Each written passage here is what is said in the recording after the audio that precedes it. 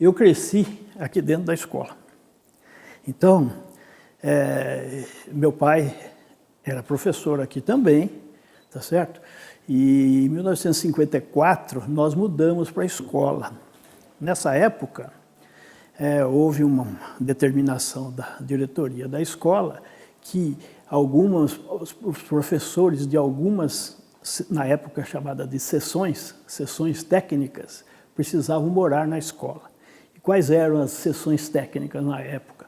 Eram a zootecnia 1 e 2, né, de ruminantes e não ruminantes, a genética, certo? A agricultura e a horticultura. Hoje está junto as duas, estão juntas as duas, né? Muito bem.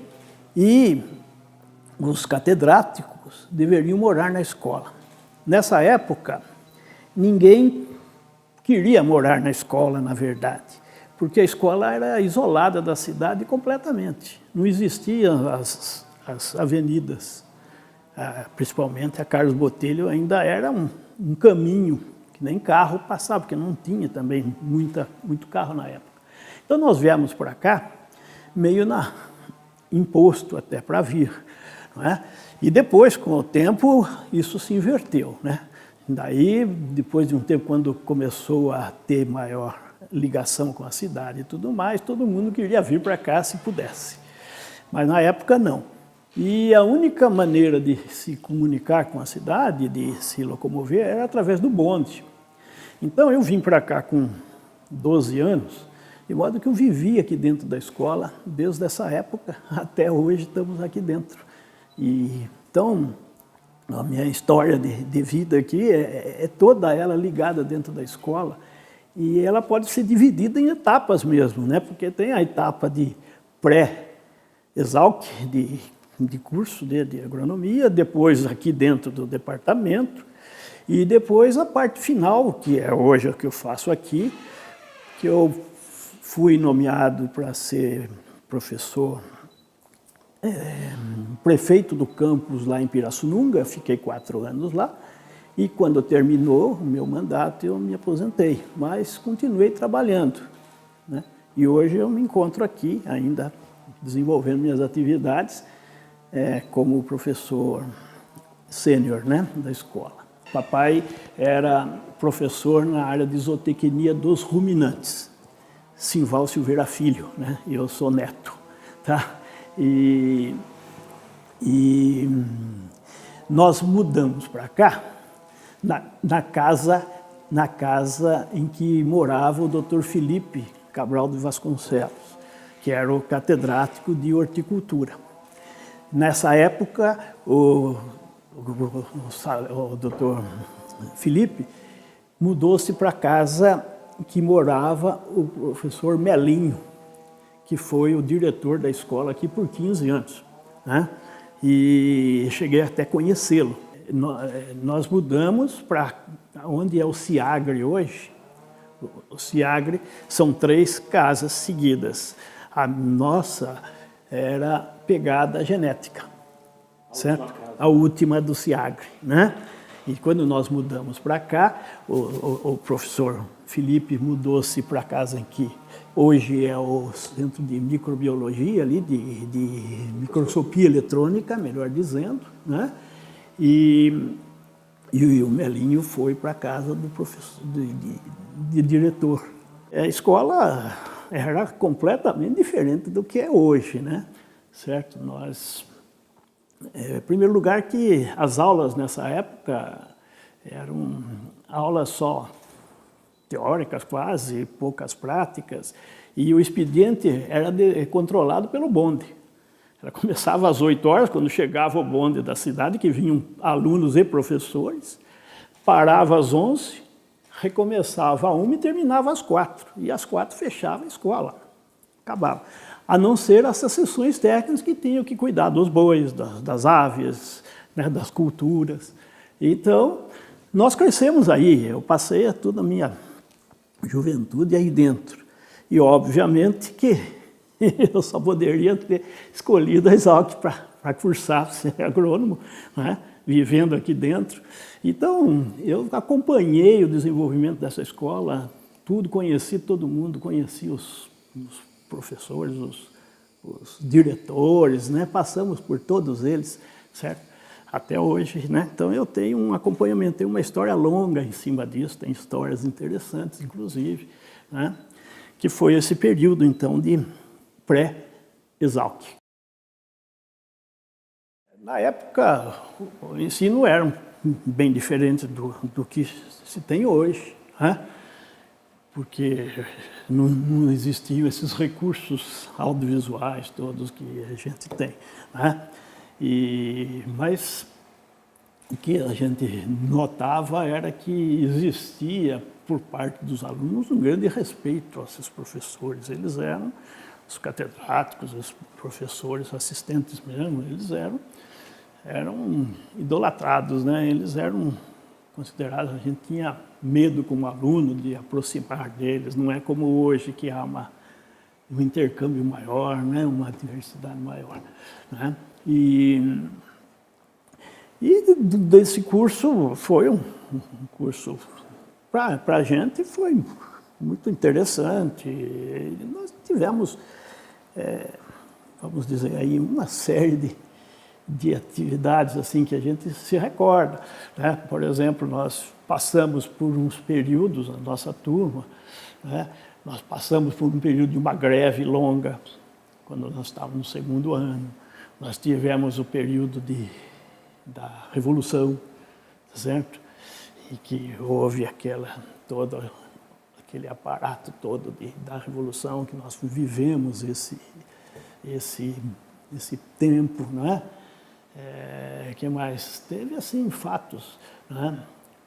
Foi aqui para a cidade, por exemplo, muito impactante, foi quando caiu o prédio do Comurba lá no centro da cidade. Eu me lembro bem, eu estava assistindo aula aqui no departamento de engenharia e com economia lá, quando caiu a Comurba. Quando eu estava no terceiro ano, eu comecei a fazer estágio no departamento de entomologia, certo?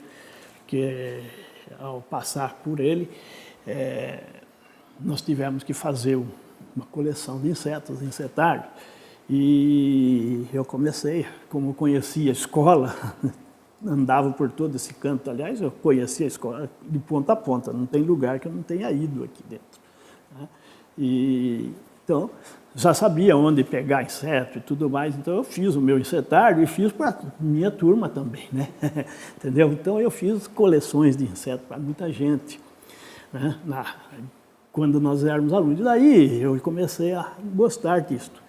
E procurei, na época, no departamento de entomologia, o professor Galo, Domingos Galo, que foi o catedrático aqui, tá certo? Porque ele começou a dar um curso para a gente de pragas de plantas.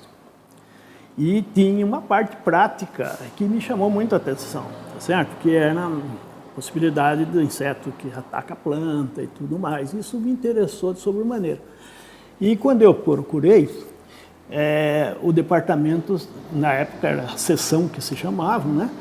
O departamento estava em mudança, certo? Havia o professor Bergamin, Jacó Bergamin, havia falecido, que era o catedrático antigo.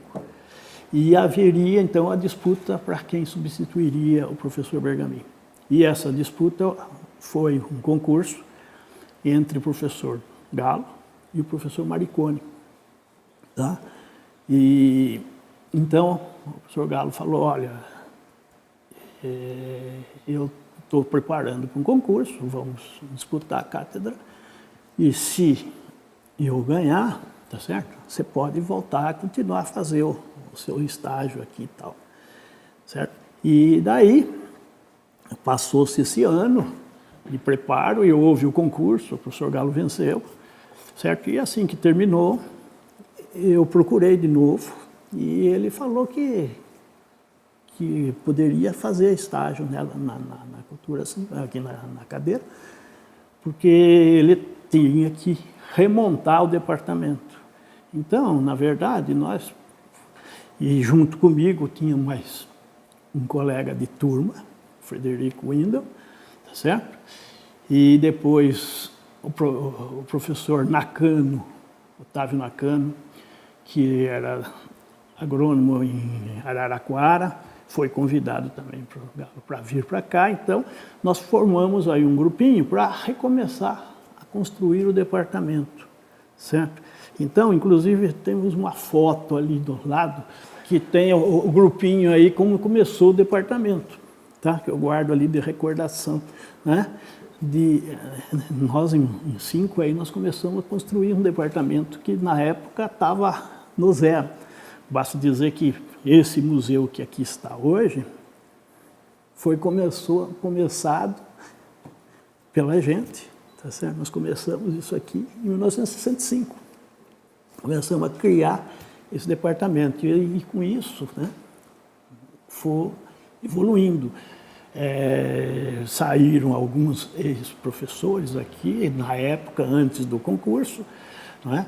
E foram substituir, o Galo foi substituindo por esses professores que eu já citei, né? E nós construímos. E o Galo teve um grande mérito, inclusive eu devo muito a ele, inclusive pela formação do departamento e orientação nossa, que ele houve por bem em dividir a entomologia em setores.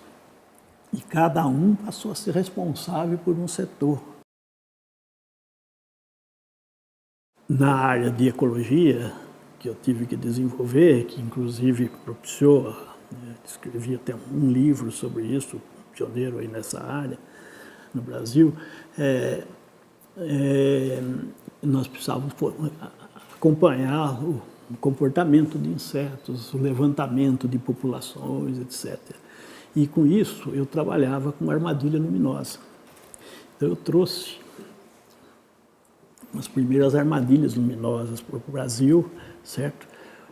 Criamos um modelo que nós chegamos a batizá-lo de modelo de armadilha Luiz de Queiroz, que hoje é modelo usado no Brasil inteiro, e coletando insetos. E com isso eu fui coletando e montando os insetos. Então nós partimos por uma coleta muito grande de insetos do Brasil todo, certo? E então fomos coletando e com o auxílio do Frederico Windel, que trabalhava junto, né, professor também e tal, nós fomos organizando isso. Começamos em 65. Então grande parte dos insetos hoje aqui foram coletas nossas, né? Nessa época não é minha só, nossa, né? Quer dizer, é do grupo todo que coletava e tal, mas nós fomos organizando. Com a vinda para cá de um professor dos Estados Unidos, que começou o convênio da Ohio com a escola, certo? Era o professor Steinhauer, já falecido, inclusive, né? Ele trouxe novas ideias para o departamento e iniciamos a criação do primeiro curso de entomologia agrícola no Brasil, de pós-graduação, certo? De pós-graduação. Isso daí foi formado e começamos a funcionar a partir de 1968. Participamos depois da criação da Sociedade Entomológica do Brasil, certo? Nós fomos cofundadores da Sociedade de Entomologia do Brasil, mas ela começou dentro do departamento, numa reunião de 5 pessoas, tá certo? Esse americano, o professor Galo, o professor Nakano, eu e o professor Rosseto, Carlos Rosseto, que era do Instituto Agronômico de Campinas. Foi daí que surgiu a conversa e vamos fazer uma nova sociedade aqui no Brasil que não existia. Existia uma outra sociedade que mexia apenas com insetos